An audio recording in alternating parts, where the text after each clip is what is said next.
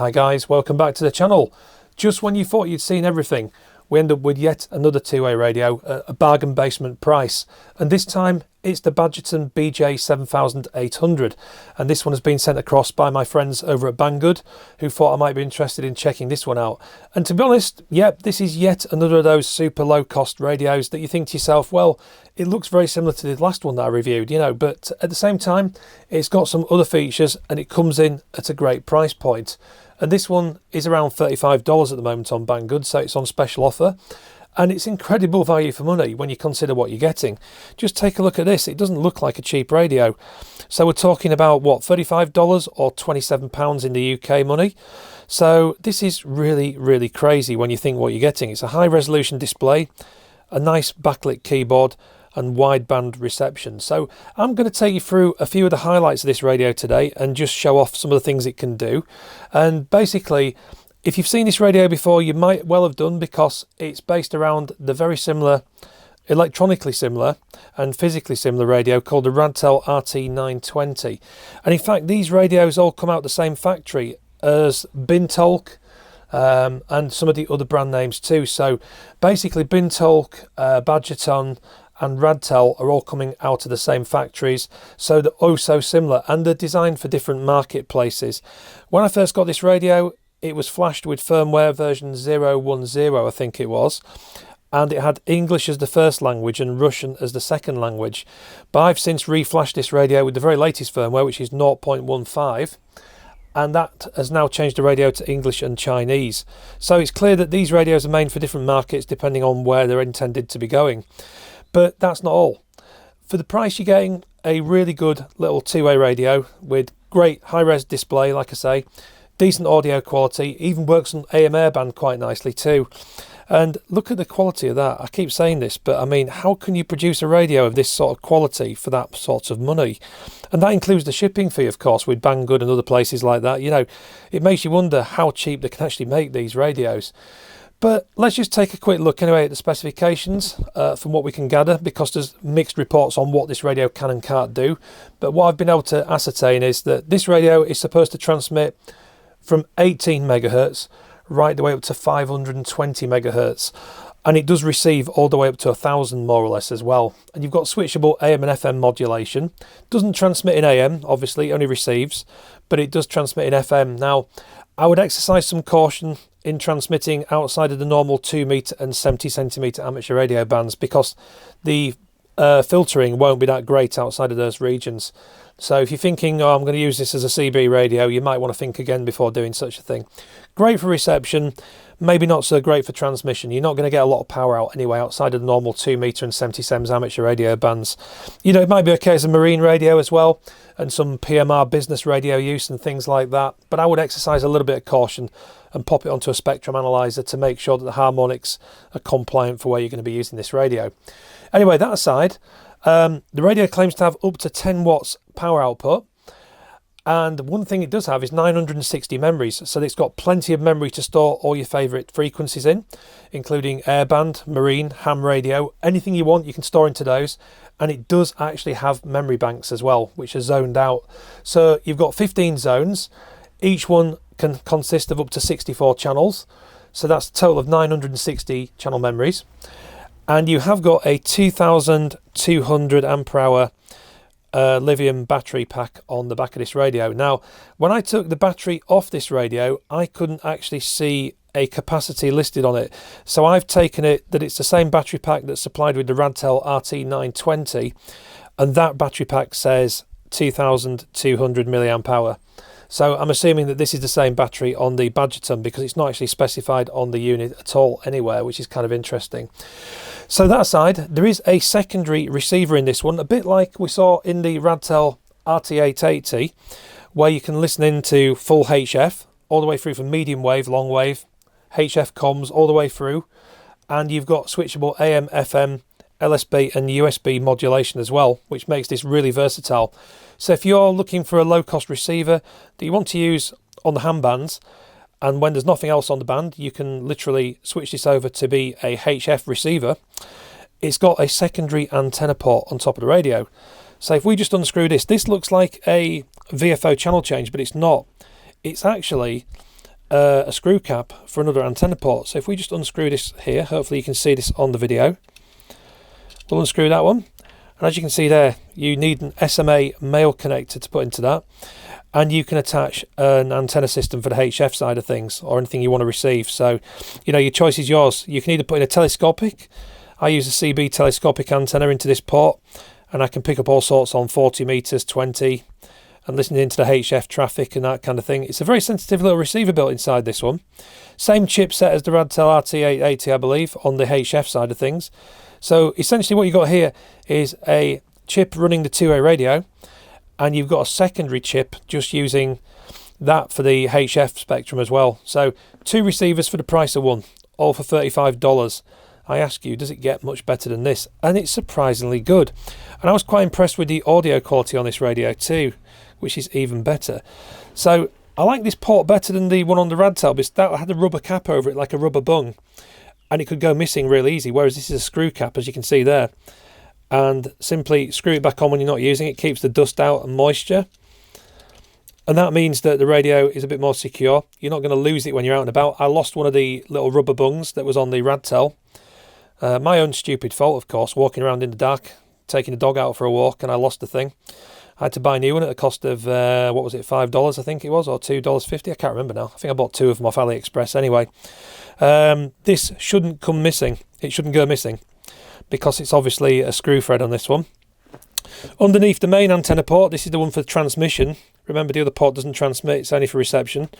You've got the standard SMA jack there, and you'll need an SMA female antenna if you want to replace the stock antenna supplied with the unit, which is actually pretty decent. I've been trying this one this week, and it does seem to receive pretty well just on the normal 2 and 70 SEMS amateur radio bands. This radio can transmit on the 1.25 meter band in America, but obviously you would need a different type of antenna system to do that. This is just a dual band for the usual VHF, UHF ranges. So looking around on the top, you've got the normal rotary volume control on this one. So nice and easy to use. There is no rotary channel change VFO on this one. You've got to use these keys on the front of the unit. And I can show you the display there, a little bit closer up now. Pretty nice quality, don't you think? Quite a nice high-res display, nice and bright outdoors as well. I've been able to see this even in pretty bright daylight and sunlight, so it's been okay. You've got up and down keys here. Now this really confuses me a little bit, because the keys are inverted currently in the firmware, or in my opinion they are. When I press that key there on this side, I expect it to go up in frequency or up in the channel number. Instead, it's going the opposite way around. It's going down. So this is like weird to me. And that one there, when I'm pressing this one, which I'd see as a back key or left key, is going upwards now in value. So it's kind of confusing my brain's logic a little bit. I expected that key to be for up and that key to be down, but it wasn't. So that's kind of a bit weird to me. I've seen some comments on the Bajeton user group on Facebook where people have also said the same, and I don't know if it's going to be fixed in the firmware, but that to me is a little bit confusing. You've got a memory VFO button up here, so at the moment it's in memory mode. If I press memory there, VFO, back into VFO mode as it says down there. As you can see, it's a gorgeous display on the radio, it's really good. So if I press that one to go up in frequency and increment, it's going downwards. So that to me is just a little bit confusing. It might be just me. Don't know what you think in the comments. Maybe drop a line underneath and tell me what you think. But this one, yeah, so you're pressing down to go up, in my book anyway. But it could be just me. I don't know. It's just different from some of the radios that I've been using. You have got A and B VFOs on this. So you've got dual VFOs. You can put it into dual standby mode, so it'll flick between the two as it's receiving something on one band or the other. It's not full duplex. It doesn't receive on both at the same time. It switches between the two VFOs. Doesn't have any tricks up its sleeve like that particularly. So obviously I can switch between the two things there, A and B. MB7IWW. And that's our local node connected into All-Star that you just heard on there, MB7IWW, run by my friend Paul. That was Mike 7 Oscar Mike Hotel. Good afternoon. You have Golf 7 Bravo Hotel. Over. As you can see, the audio is quite nice from the radio. And you've got a signal bar across here as well. I think the audio on it's quite nice, really, from the built-in speaker. The speaker's behind this grill up here. Going again, M70MH7BHH. As you can see there, it's receiving really nicely. Yeah, what can I say? It's really quite good. G7BHH. How's things in your side of the country? Well, anyway, as you can see, it's receiving pretty well. I'll just turn it down a second. But you have got this signal bar that goes across here. It's one of those meters that tends to read all or nothing, though. It's not really a very good indicator of signal strength. But we are quite close to this gateway, so it's going to be, you know, quite good signal. So it's green up there. I think, if I'm not mistaken, it changes colour as it goes lower in value. But it's quite a nice thing to have anyway. And as I say, you can switch between VFO A and B pretty easily. There is also a band button, so you can cycle through the various bands that are on the radio. Some presets in there, even down to 27 megahertz, because I've seen it saying that this radio does actually cover the CB frequencies. Well, maybe it does, but I don't think the harmonics are going to be too great down there. So you might want to consider checking that out, really. It's capable of doing it, for sure, but just FM mode, so it's going to be of limited appeal to some people who want to operate on SSB on those frequencies. You know, that'll be the day when we get a Chinese radio that comes out that's got the full capability to operate on USB and LSB and maybe AM mode as well. I think it'll come eventually as chipsets change, but at the moment it's limited to FM transmission only. But yeah, as you can see, you can push the button, jumps around all the way back up to airband and then back up to 2 meters and 77s, etc. as well. So let's look around the radio. On the left hand side, we've got the standard PTT key, which is black and rubberized, and it has a nice orange accent all the way around there, so it's quite a nice positive feel on that one. Underneath here we've got 2 programmable side keys, so PF2 and PF3.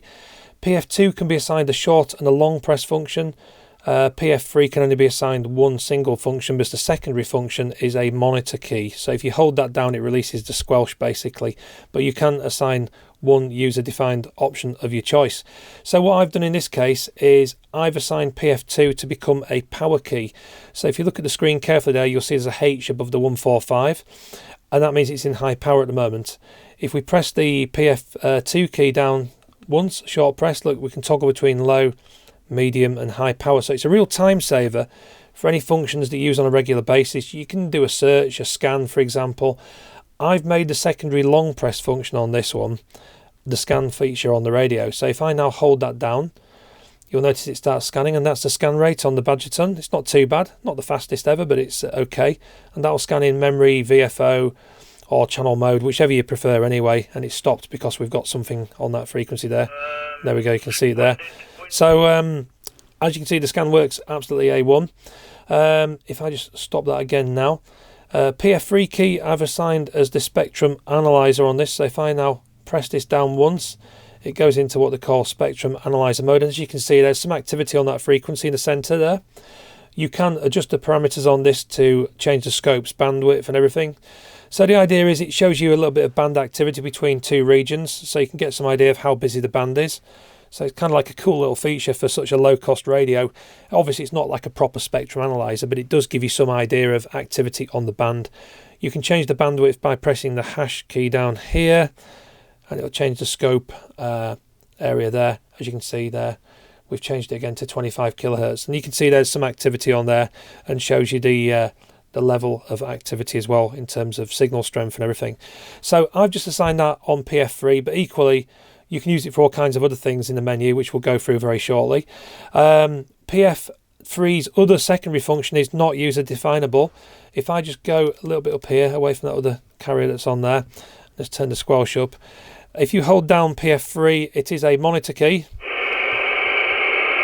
and it shows MO on the display for monitor, so that's basically releasing the squelch on the radio, which is really cool. So that's basically on that side. So at least you've got some user-defined keys that can save a little bit of time there. On this side, the only thing on this one is the jack, which is standard K-type programming jack, just behind the flap here, as you can see. Like every other radio, it's just a little rubberized flap. The radio doesn't claim to be waterproof, but obviously it's got some moisture protection on there with this rubber flap on there. And it's a standard Baofeng type programming cable, so any old cables you've got kicking around should be able to program this up okay. I didn't use a specific cable, it was just one of my generic ones, and everything worked just fine. So Now, one of the things I do like about this radio is its high resolution display. It's nice and crisp, easy to read, good screen area. And one of the things I did particularly like is the battery level up here. So you can see the battery segments. It also reports the voltage up in the top corner there, which a lot of the more expensive radios don't seem to do.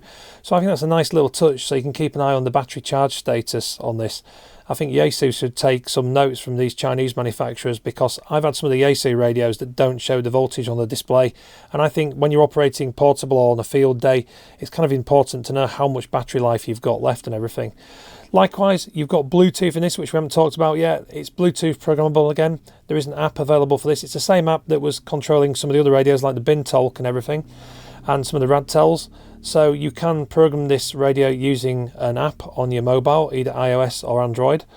But that said, you can field program this radio. You don't need to use a computer with it. Obviously, it does help in terms of time saving and everything, but you can program everything from the front panel on this radio. So let's go into the menu system. I'm not going to go through every single option because they do get a little bit samey. We've seen all this before with some of the other manufacturers. Obviously, steps, squelch, TX power, battery saving mode. There is 50 odd options on this radio. One of the things I do like on it is option number 10, zone mode or full channel. You can get it to scan just a zone, or you can get it to go all the way through every channel in the radio.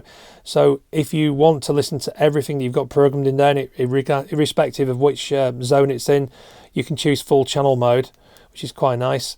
And this is where you can select the zones. Now each zone is fixed to 64 channels. So I've actually broken it down into like ham radio, simplex channels, then repeaters, then airband, marine band and everything. The only thing I'm not too keen on with this radio is the fact you can't label the zones, so you just have to guess what you've put in them or remember. So what I mean by that is if I've got amateur radio in simplex in zone 1, I've got repeaters in zone 2, but I can't remember what I've got inside zone 3, we'll just press the menu key, go down to it. The only way to tell is to select zone 3 and you can see the channel move. So you can see there, mine's gone to PMR like above. So that means that it's obviously PMR 446 channels that are in that zone, but there's no way to actually label the banks or zones, because essentially zones are just memory banks. And on a lot of the radios, we've been able to name them, but with this one, that's not currently the case with the firmware, so that's kind of a little bit annoying, I would say. But it's easy enough to go around and select things. This is where you would store the memory channels, delete channels, set your CTCSS tones. And as you can see, this menu system looks very, very similar to Radtel's. And as I was saying earlier on, when I first got the radio, it was set to English and Russian.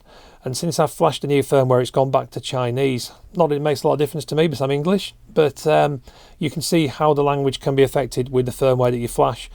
And also a quick note to be careful, don't flash the Radtel RT-920 software to this radio. Although it looks the same, I've heard reports that sometimes the buttons don't work properly. So you then end up having to reflash the radio back to an official version. So I'd go to the Bajeton website. I will leave some links in the description. It's the same site where you get the BinTolk software from, because again, they're all interconnected.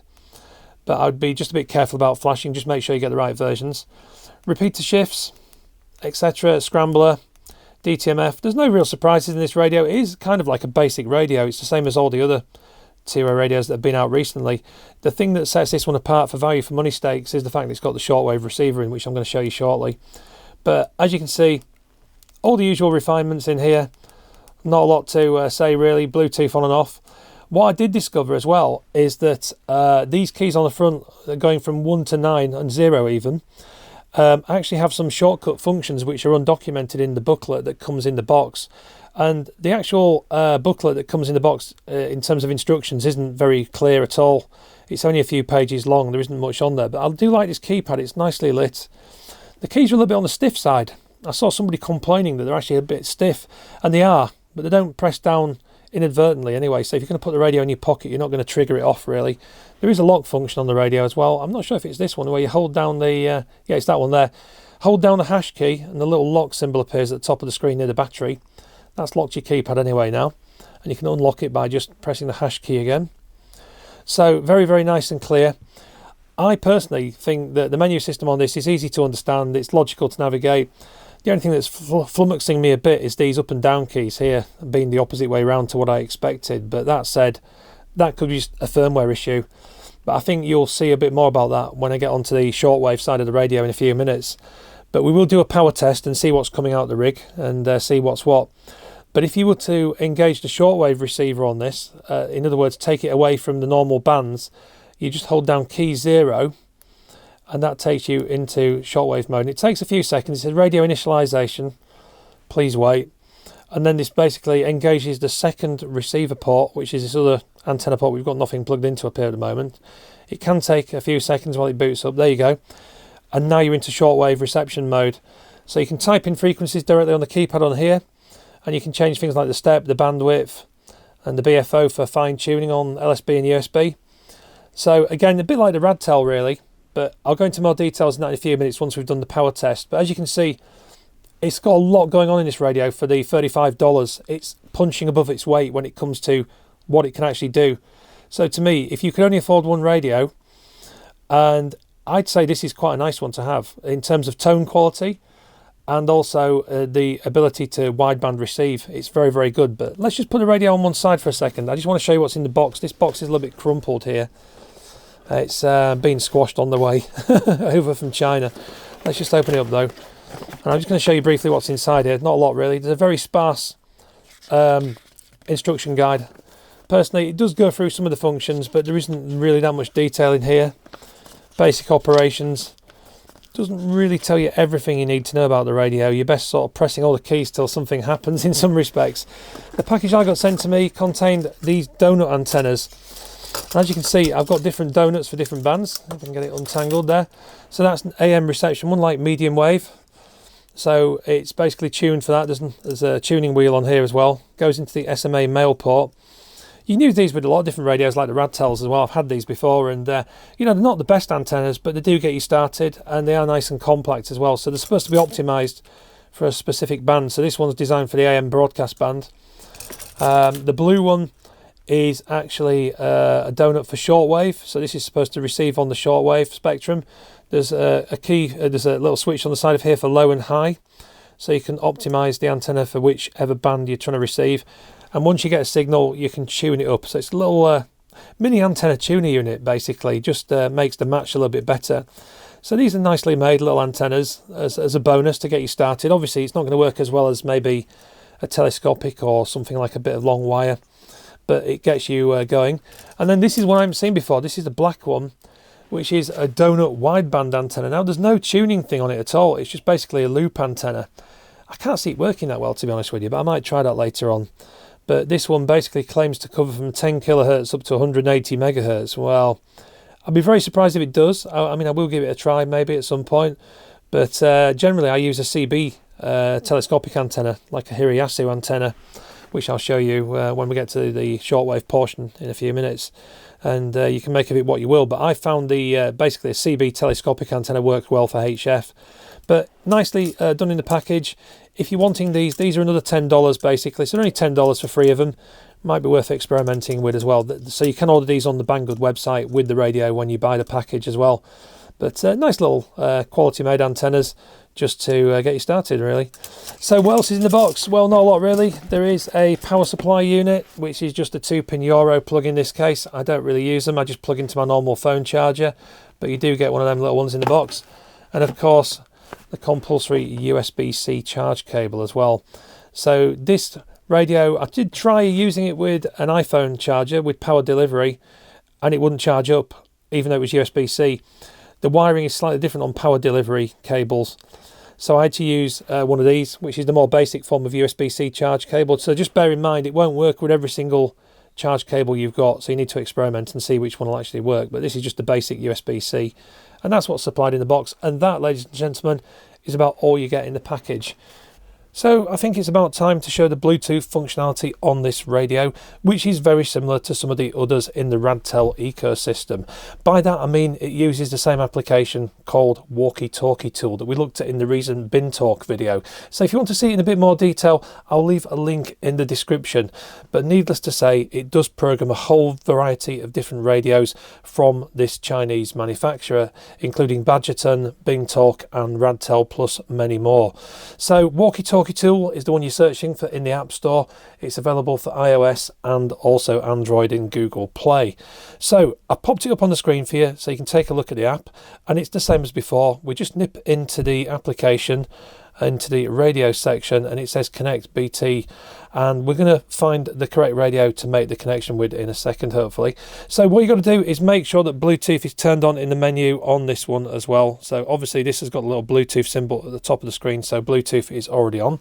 We're going to go to select model, and we'll go to select brand, I think it is up here, if I'm not mistaken. Yeah, so we just go through to that and then go down to where is it now? Let's have a look. Where is it? I'm trying to find it. Bajeton, there we go. Can't see for looking.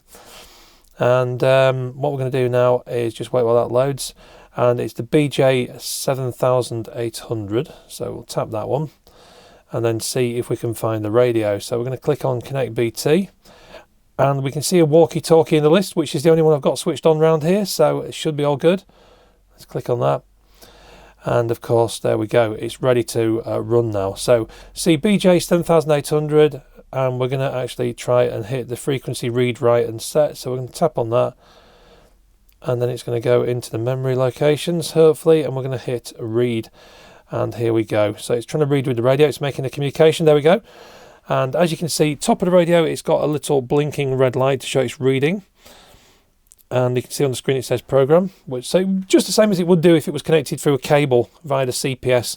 There is some CPS available for this radio. It looks a bit basic. You can program it using CHIRP as well, using the beta driver for the Radtel RT-920. It does seem to work okay. But anyway, there you go. Essentially the same app that I showed last time, and you can see there where you can set the current zone. So you've got the 15 zones available for programming. And if I just nip into one of these and just quickly take you through that, current channel number, channel 1, that's in that zone, so let's just move it over to channel 5. So as you can see, all the aspects of the channel you can change, like CTCSS, power level, wide or narrow modulation, scrambler, whether you want to add it to the scan list or not. So really straightforward stuff. You can edit it all from the palm of your hand with this phone application, really good. Frequency mode, likewise, you can change which band you edit for the VFO, change repeater shifts, all the usual stuff in there, band B, band A. Optional features on the radio, so you can do everything you could do from the front panel of the radio inside this application. So that's walkie-talkie tool. Nice, easy to use application. You know, the layout of it is getting a little bit better. There was a previous version of this app which looked a bit messy, but this one's quite good now, and it has got some social media features built in where you can actually ask for help from other users as well. There's all kinds of other stuff going on inside the app, so I think it's trying to be like the CHIRP, but an app version rather than like a desktop PC version. So it's, think of it as CHIRP for these sort of Chinese radios, or at least for this manufacturer. And as you can see, there's a lot of different models in there as well that it can work with. So it's well worth having a look at the walkie-talkie tool. And I think, you know, if you're going to use this radio, for the price, it's incredible that it's got the Bluetooth functionality built in. Sadly, it's Bluetooth only for programming the radio. There's no audio or anything like that, so you can't connect any headsets to it, not over Bluetooth anyway. But I suppose for the money you can't really expect much more, but this is really great. And you can also, once you've done all this, you can save out a profile for that radio. So we'll just call it BJ-7800 standard, and that's my backup done then on this. And that's all there is to it. The programming is really straightforward. I will show you the CHIRP method of doing this as well shortly, but for most people this might be sufficient just to use the app on the mobile phone just to get this programmed up nice and quickly. So that is a bit of a time saver. Well, in the next few minutes you're going to see me working a station on the 2 meter frequency from a very long distance. Now, I took this radio out giving it a test last weekend. I went through my usual walk in the forests, and there was a station on a high point many miles away from my location, and I did manage to work them on just the stock antenna. I was on full power at the time, but I actually managed to cut through a pile up. There was a lot of people trying to work this station, obviously because he was on high ground, but I did manage to cut through with the Bajeton, so I was really impressed with the performance. I honestly didn't think I'd make it in because there was a lot of high power stations there, but I did manage to break in and get a brief chat with the guy, so I was really happy with that. So that's testament to how good this little radio is and how it can punch through even with a moderate power level.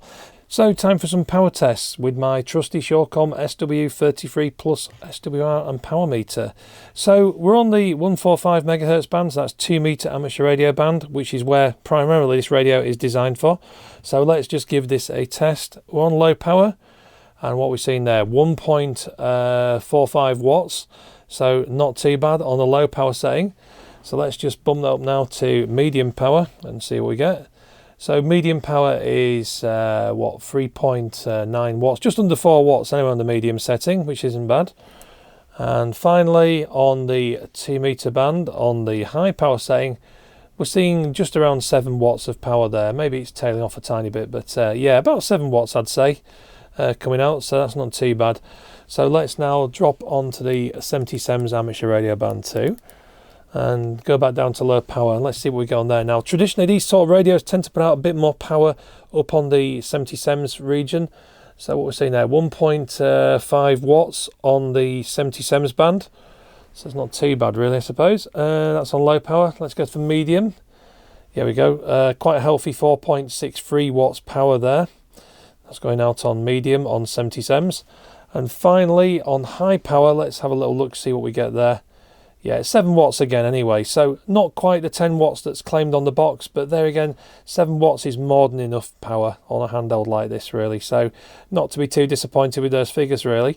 What we'll do now is we'll drop down to 220 megahertz. Remember, this is into a dummy load, so we're not emitting any RF onto the atmosphere there, only into the dummy load. So let's just test these on high power, but they tend to be pretty much the same on low and high on these frequencies. So this is the 1.25 centimeter band, and we're seeing around 3.85 watts there, so that's just under 4 watts of energy on the 1.25 meter band, which obviously isn't used in the UK, but it is used in the US and Canada, so that's maybe one for some people there. Don't know what the harmonics are like on that frequency, to be quite honest. I will let somebody else do the harmonics test. I'm pretty sure this radio is clean up on 2 and 70, or it's acceptable, but I'm not 100% sure on the 1.25 meter band, as it's not something that we really use over here. Well, now let's drop it down somewhere else onto the 6 meter amateur radio band. Don't know if this radio is really designed to do that, but we can test anyway since we're into a dummy load. So we're around 51 megahertz, and we're sort of going for sort of like center there. So let's go on high power and see what we get. And we are actually seeing a pretty respectable output there of about 3.37 watts. I have no idea what the harmonics are like. I'd imagine them to be quite bad though, to be honest with you.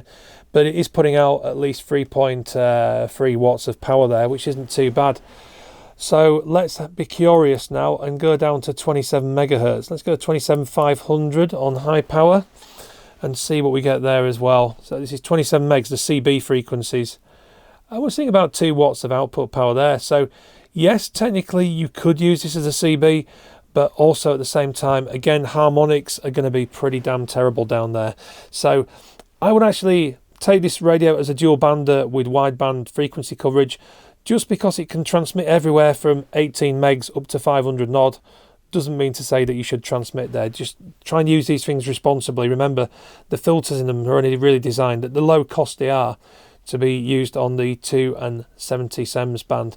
Now let's just go a little bit higher up, because I'm curious, just before we finish this power test, just to see what we can get out of the radio, say at 520 megahertz, because normally the power tails off as you get higher up in frequency. So we'll key 520 in on high power, and let's just see what the Shortcom says. Yeah, and as I was guessing, we're seeing about 1.7 watts of power. So as it gets to the upper regions, the power is going to drop out quite significantly, which is normal with these type of radios. So there you have it. I'd say it's a great little 2 meters and 70 SEMS radio. You could get away with using it on the marine band possibly. Obviously not as a type of roof transceiver, but it would work. And also you would be able to use it on the sort of business radio bands in between there on VHF and UHF. But do be mindful of harmonics outside of its normal intended band range. So that's all I've got to say about it really.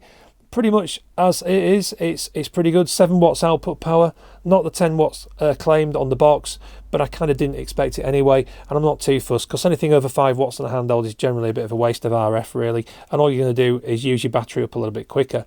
Anyway, enough said. Let's get out there, show you these clips of the radio receiving and transmitting, and you can make up your own mind then. Yeah, don't you worry, they'll grow up. All the very best. Take care. Bye-bye.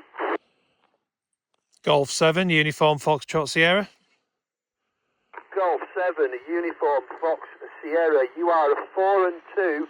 4 and 2. Operator name is Ian on home mod. G7 UFS 2E0ISD/P. Yeah, 2E0ISD/P. This is Golf 7, Uniform Foxtrot Sierra portable, using a handheld in Dalby Forest in North Yorkshire. QSL? Yeah, G7 UFS portable, 2 Echo 0 India Sierra Delta portable returning. Dalby Forest, absolutely fine business on a handheld. I presume you're surrounded by trees, so it makes the magic of radio all that much better. Operator name at this end is Ian, India Alpha, November, over.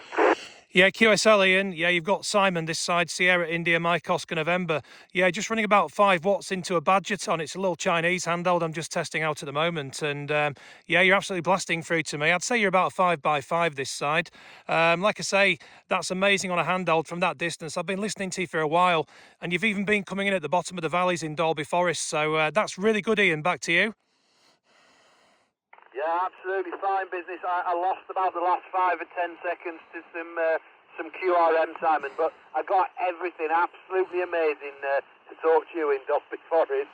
On a handheld, absolutely spectacular. Well, I shall be coming up here more often. Hopefully you've got good weather over there with you, and that the end is possibly in sight, Simon, over. Yeah, QSL Ian, yeah, fine business, and the weather is holding up this afternoon. It was starting off raining earlier on, and now it's looking nice and sunny, so that's great. It's not bad for the time of day, Ian. So I won't hold it with you anyway, because the signal's not very strong this side, but pleasure to speak with you. It's magic, really is, that we've been able to make the contact. I wish you some freeze for now, and catch you later. Cheers from G7 UFS. Yeah, Simon, G7 UFS/P, 2E0ISD/portable returning. Thank you very much for the contact. It's been an absolute pleasure. Have a great afternoon. Enjoy your radio, and hope to talk to you again soon. All the very best, sir. Bye-bye. Cheers for now, Ian. Bye-bye. Sem freeze. Right, so it's about time to test out the Bajeton BJ-7800 on the HF frequencies. So I've come up to my local favourite spot up here, which is on the east coast, near a place called Flamborough Head. And it's a very good takeoff, as you can see, beautiful scenery, and it's very late afternoon. In fact, it's 5:45 now, so we're about to have a little listen on 40 metre band and check out the HF reception. So, second antenna port on this radio here. I've got a Hirayasu CB antenna in this one, so this is an 11 metre antenna essentially, but it's really good for receiving just all the way through the HF spectrum. So, you know, I'm using this one. I've also brought the little loop antennas with us, which I can test in a few minutes, but I have found that this large telescopic here does receive really well just generally across the HF frequencies, so that's what we're going to be using here. So to get into HF mode, you just hold down key 0 on the front of the radio and it boots off onto the second receiver, and hopefully you guys can see the frequency display there. We're on the 40 metre band. I'm on 7.152 megahertz LSB, and I'll take you through some of the functions in a minute, but let's have a listen to see if we're getting anything. I have actually just tuned in a few stations, so let's see what we get. Yeah, GW4TUD, MW0BFY for final. Okay there, we're no problem, and yeah, okay on mode, just over the top of the mountains from here, about 10 miles away, isn't it? But, okay mate, enjoy the big pilot. Just running 400 watts here, wind, 40 metre full wave loop, horizontal, only about 20 foot off the ground, so, okay mate, have fun and have a nice evening. Diolch yn fawr, MW0BFY, cheers, bye-bye. Diolch i ti, John, diolch i ti, and yeah, that explains the good signal. Crikey, yeah, brilliant. I can think of putting one of those up myself. There we go. 73 there, John, great to work you, my friend. The G0 station, if you'd like to go ahead, please. GW4TUD, listening. Golf 0 Japan, uniform radio. Yeah, G0JUR, very strong again, 59 plus, GW4TUD returning, name is Win, Whiskey Yankee November, we're on the west coast of Wales. Back to you, G0JUR, GW4TUD. Yep, fine, Win. G0JUR, good afternoon to you. You're report 5 and 9, you're 59.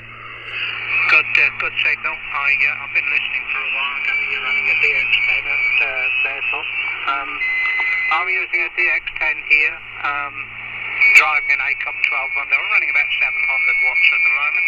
Sussex and places like that. So as you can hear, pretty good activity on the 40 metre band, really good audio quality. There's a station operating pretty nearby there, but we can change the bandwidth to try and filter that down a bit. So if you press the star key on the radio, if we go across to bandwidth settings, have a listen to this. We just use the arrow keys to shift the bandwidth up or down. That's 4 kilohertz, obviously that's even wider. Let's go back down. Yeah, fine, all copied, no problem. And that's 2.2 kilohertz there now. Continental, I believe. It's that time of the evening where bands start to go a little So the band's very, very noisy. Obviously we can't quite null out the other stations nearby, but those guys are actually talking about it now. So even on a decent HF radio, you're going to have trouble with stations operating so close by on frequency. But the sweet spot on this seems to be around 3 kilohertz. Hopefully a bit more sport in the future. GW4TUD, G0JUR, how are now? Yeah, fine business, Neil, G0JUR, GW4TUD. Yeah, the band's fairly lively today, isn't it? But yeah, as you say, it's very, very mixed, very up and down. So there we go. We have to strike while the iron's hot, I suppose, haven't we? If we can. Okay then, Neil. 73 there, all the best, and nice to work you for the first time.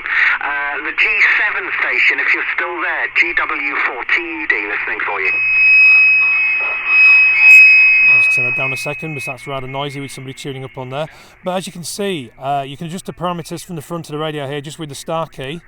LNA, that's your AGC and everything. We've just set it to AGC for automatic gain control.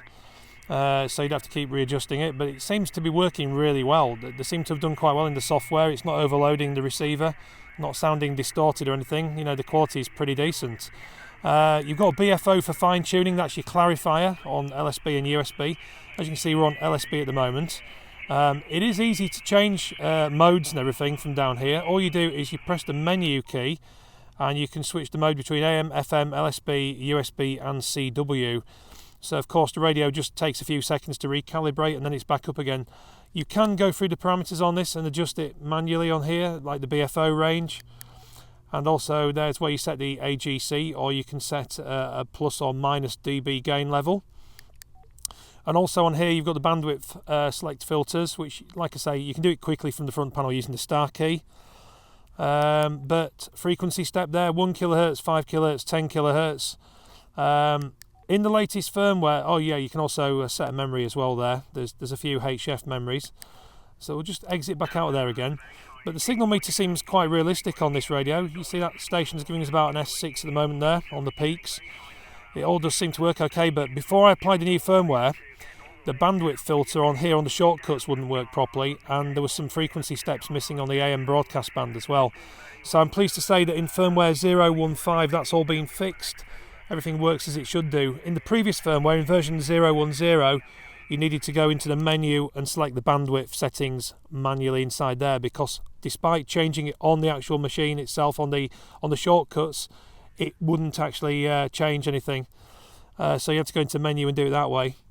And likewise, the BFO clarifier didn't work properly either, and that seems to have been resolved now as well. So it's well worth putting on firmware 015. So as you can see there, that's coming in good. Is doing the job, there's no doubt about it. I don't know about you, but this is one of the best HF little receivers I've heard. For such a cheap price anyway, this is better than most of them I've tried, including the Quansheng TK11. The Radtel RT-920 was also very good, but this is just mind-blowing for the money. $35 again, you know, like I'm saying, it's really, really cheap. Right, here we go, we've switched over to the loop antenna now. Yeah, okay, I'm running about watt, the antenna, multi-band dipole, about 10.5 metres above the ground, and the rig is 7.6. Right, the signals are still there, just a little bit lower. I'd say about 1 or 2 S points lower, but it's pretty good for the size of the antenna. I'm probably interfering with it with this other antenna plugged in the back of it as well. I've tuned it up. It's pretty good though, they do work quite effectively, these little loops. Only a little shortwave loop antenna. W4TUD, G4NUO, best 73, bye-bye. Yeah, many thanks, Alistair. Yeah, get out before the washing gets wet there. And you're up to 5i+20 now, Alistair, so it's strange, isn't it, how conditions change. Thank you very much indeed for the call there, Alistair, do appreciate it. I wish you 73 from Wales, and I'm listening out now for the Golf 3 Lima X-ray, I think it was, or Golf 3 station to call in, please, and that's going to be the last one, I'm afraid. I'm going to pull the switch off to this QSO. So the Golf 3 station to go ahead, please, from GW14UD. Golf 3, Oscar, X-ray radio, G3, Well, they're certainly coming in okay with the loop. okay, You can play around with it and optimise it with this little tuning wheel on here. But surprisingly, they're quite effective when you think how cheap these things are. Yeah, no problem at all, G3. So if you're considering buying this radio, maybe buy the little loops with it as well. Just a bit of listening for good strong signal handling. But look at that radio, isn't it nice for the money? It's just great. I love it. I think it's a great little radio and the sound quality is good as well, so that's the main thing. Hopefully there's not too much wind noise on this recording. I've put some wind shields on the mics to try and mitigate it a little bit, but certainly seems okay. What we'll do now is we'll try the medium wave broadcast band. Closed, but you can get past in the other 2 lanes. The M25 clockwise at 10. Right, there you go. That's the medium wave broadcast band there, 909. I think that's Radio 5 in the UK there on medium wave. Anyway, it's coming in great with this telescopic antenna. I did try the loop, the donut, and it didn't seem to work too well on the AM. It wasn't as good as this, which is surprising really, because I thought that'd be more optimised. But just this nice telescopic is working really well. If you can hear a helicopter in the background, it's because there is a helicopter just in the background there over that side doing some training. But have a listen to this audio from this, it's really good. Unexpected paddle in the stream, no problem. You're out there struggling with your skinny jeans. Excuse me, Ben, I haven't worn skinny jeans since about 2009, while I am mastering microflame. Got a good S9 plus 10 dB. Weekdays from 6, and tomorrow we'll be back with another view that gets people talking, for in my opinion. Listen, on BBC Sounds. BBC Radio 5 Live Drive. With Claire McDonald and Chris Warburton. Good evening, 6 minutes past 6. Welcome along. Hope Well, there you go. As you can see, it's working great on the medium wave band. And that is just using, again, the Hirayasu telescopic antenna. I think I'll put a link in the description to that antenna. They're literally about $5 or $6 and they work great for a lot of things. Even better than what I expected it to do. So there you go. Hello, 320 and Oxford, 1 mic, arrive on Manchester, Alpine, enjoy that, I think.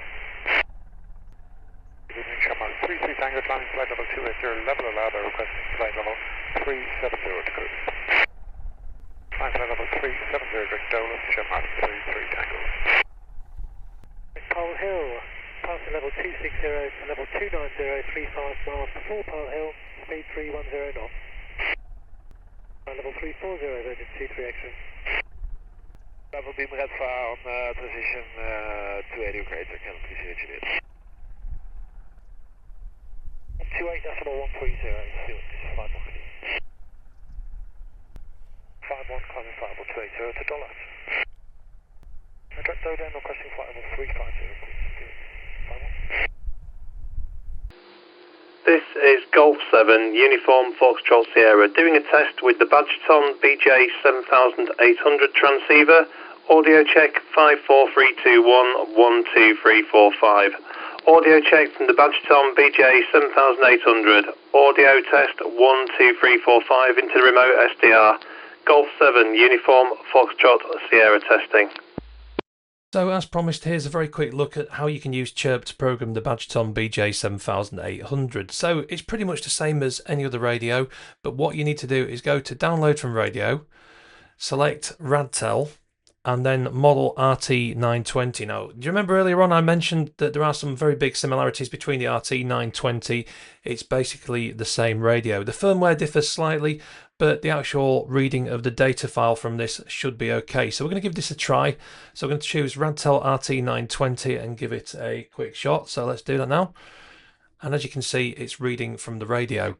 Now, once this is loaded, you'll see in a minute that you can manage the memory banks from this radio as well, but they're what they call fixed banks, in that you can't allocate a channel to a specific bank. It has to go into a particular memory location. So if you recall, there's 15 zones or memory banks in this radio, and each one comprises of 64 channels. So what that actually means is that if you want to assign them to a different bank, you need to move them into a different numeric order, which I'll show you in a second. So as you can see, that's read all the memories in from the radio, and this should pop up in a second. And there we go. Here's my list of channels that I've imported previously, thanks to the power of CHIRP, which is really, really good. And as you can see there, I've organised them into some kind of banks. And how I've done this is that the first 64 channels are obviously zone 1, and then the next 64 channels are zone 2, zone 3, etc.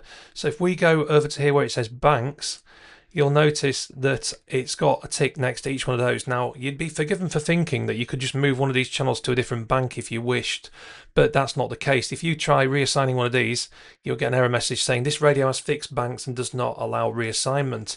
And the message is a little bit confusing, but what that actually means is that you can't assign it to a different bank without moving it to a different channel number. So, for example, if we look down here, this is where the next set of banks starts. This is zone 2, starting at channel 65. And if we keep on scrolling down, you'll see bank 3 there. I've got PMR 446 channels on 129, because obviously the next one finishes there on bank 2 at 128. And likewise, and so forth, all the way down, like these marine frequencies there. The next bank starts on, bank 4 starts on 193. So you can divide them up. It's just that you need to think about how you're going to do it. There you can see there where bank 4 finishes and this one starts. So as I say, when you get this error message inside CHIRP, it's not really an error. It's just informing you that the memory banks are actually fixed with a numeric value, unlike some radios where you can tick them on and off to belong to different dynamic memory banks, if that makes sense. Apart from that, everything else is pretty much the same. You've got the basic settings of the radio where you can adjust the squelch and all the other things, CTCSS, the VFO settings, timeout timers, backlighting, and as you can see there, VFO channels where you can set what's on there, high, mid, low power, etc. So no surprises inside here. It's basic inside CHIRP. There is also a version of this program that Bajeton supply, but it is very, very basic too, and pretty much similar layout to the others. So I'm not going to show that one in this video because it's long enough as it is. However, CHIRP is the way to go, I think, for this, for ease of programming. And of course, you can always cut and paste these in from another radio if you've already defined channels and everything, to save you a lot of time. So that's the basic overview of the CHIRP file for the RT-920. And the other thing is, I believe that this is probably a beta driver. It's still under development, but it does work absolutely fine from what I've tested anyway on the latest firmware, which is 015. So hopefully that's of some use to some of you guys. Well, that's it. The Bajeton BJ-7800. Possibly one of the best value radios of the year, I would say, in my opinion, simply with it being such a low price. I mean, $35. I am mind blown by how much you can actually pack into a radio for that money. And, you know, you can get a lot of enjoyment out of these little radios. I know they're not Yaesus and Kenwoods and things, but when you compare, you know, dollar for dollar, pound for pound, these do really punch above their weight when it comes to the features and everything. And they offer some features that some of the big names don't do very much as well. I mean, for example, the Bluetooth app programming is something that's in there, and Yaesu still struggle to do that kind of thing with their high-end radios. So, to me, this is a great step in the right direction. Even if you want to use it just as a simple scanning receiver, you know, or you've got a passing interest in shortwave HF comms, then, you know, to get started, this thing is incredibly good value for money. And I think if I was buying it, I'd probably pay the extra $10 and get the little donut antennas as well, if you've not already got something like this. I mean, yes, they're not going to be the best for reception, but they do work, you know, quite well when you're out and about. particularly this shortwave donut antenna here. Not so much sure about this one, the little black one, which is supposed to be a general purpose wideband donut. There's no tuning capability inside this one. It's just basically a little loop with an SMA connector. But this one has the little tuner on it, which you can optimize. It's got a high and low band switch on it as well. So, I mean, for the extra $10 you're going to pay for the package with these antennas in, maybe if you're looking for something compact. I did use a Hirayasu CB antenna with SMA male connector into this one, which works really well. But if you don't want to poke somebody's eye out when you're walking around, then the little shortwave donut should suffice for some of the stronger signals coming in. Like I say, on an evening I tried this on the 40 meter band and I was picking up signals 5 and 9, no bother at all with this, after I'd tuned up with this little wheel on the back of the donut. So, you know, maybe just purchase some of those if you just want to have a play around with it. But anyway, going back to what we were saying, this radio is just incredibly good value for money. The airband reception works really well. It's a sensitive radio as well. Just on this stock antenna, I've been picking up loads of repeaters, loads of stations when I've been walking around out there. And that contact I made in Dalby Forest in North Yorkshire was a good 70 plus miles in a straight line, I'd reckon. So, and this is all from like 7 watts maximum on the high power setting, I think, on the 2 meter band. So to me, you know, it ticks all the boxes. I mean, I wouldn't use it as a CB radio or anything out of band because of the harmonics, but certainly 2 and 70 SEMs, absolutely fine, no qualms at all with that one, you know. And although you don't get many accessories in the box, you don't need it. You can always purchase an extra antenna if you want to get something higher gain, or some adapters to plug into a big antenna system. Entirely up to you. But to me, this is probably one of the best value radios I've tried. It's certainly a bit like the Radtel RT-920. Not quite as good on the interface system because obviously you can't name the memory banks, which was a big problem, you know, for me. I'd have rather liked to have seen the text on the zones, like where it says zone 1, zone 2, zone 3. You can't rename them. You just have to remember what you've programmed into those zones. It'd be nice if you could name them. Maybe in a future firmware update they might do something with it. And the only other quirky thing really is these up and down keys being inverted the wrong way around. But that brings me on to firmware. This radio is now flashed up to version 0.15, which isn't currently available on the Bajeton website or the BinTolk website where you get the CPS from. Don't know why, but I recommend you join the Facebook group for radios like this one. There is a Bajeton Facebook user group. I will include a link under the video in the description as usual. Join that because it does have a load of posts on there. There's a load of community stuff with people asking questions and posting solutions about these little radios. And also new firmware gets posted into there as well. So when I received this radio, it was on 0.10 and there was lots of bugs in the HF reception. Here's a quick example. If I go into the HF receiver on this, in the earlier firmware, the bandwidth setting wouldn't adjust. So if I press the star key, it would try and change on here, but the bandwidth itself wouldn't actually change. So as I stepped through the different options, it wouldn't make any difference. To get out of that, you had to go into menu and then go and set the bandwidth and everything manually inside here, which was a bit of a pain. None of those options worked, and likewise the BFO wouldn't clarify anything. So if the station was slightly off frequency or reception wasn't coming in well and the station sounded a bit high or low, you couldn't change it either. But I'm pleased to report in version 0.15 those options have been resolved now and those errors have been corrected. So now the BFO actually works properly when you cycle through and do a bit of clarification using these up and down keys. And likewise the bandwidth stepping works correctly too. And they've also fixed another issue which was present in the earlier firmware, which was when you go onto AM broadcast stations, there was only a 10 kilohertz shift, not a 5 kilohertz. So it was difficult to tune on HF into some broadcast stations because the smallest step was actually 10 kilohertz, not 5. So that's all been fixed up. So definitely get version 0.15 onto the radio. It's not too difficult to do. My friend M0FXB Andreas has a video on how to flash the Bajeton firmware. It's not difficult. You just have to hold down a couple of keys while starting the unit and then basically run the firmware flasher with the correct file. So it's quite a low risk kind of option, but you still need to watch the video to understand the sequence of how it's done. But I went all the way from version say 0.10 right up to 0.15, and that's made the radio a totally different unit. It's much more usable now. So while there's still a few things I'd like to see tidied up, this unit is now usable as it stands. It's a $35 radio. It's probably one of the best value ones out there this year, I'd say, so far. If you're interested in HF and just want a general purpose cheap HT, then this is something to definitely consider. Anyway, I'll leave links in the description under the video for the usual stuff like the software downloads from the original Bajeton and BinTolk website. I'll also leave you the links to the Facebook community. And of course, if you found the video helpful, do leave a thumbs up and consider subscribing to the channel. It all helps grow things and helps me motivate myself to do more videos for you guys as well. So until the next time, thanks for watching, thanks for bearing with us, take care, and we'll see you in the next video. Bye for now.